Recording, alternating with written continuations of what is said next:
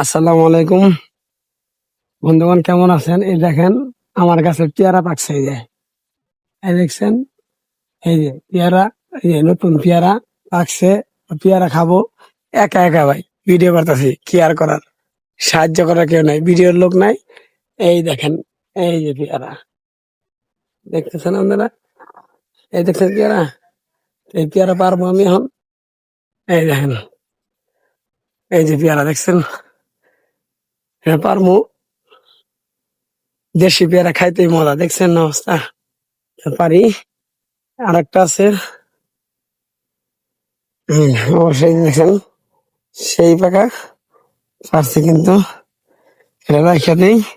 আর একটা আছে, আর একটা আছে বড়। এইটা পারি কেমনে দেখেন একটু সবাই।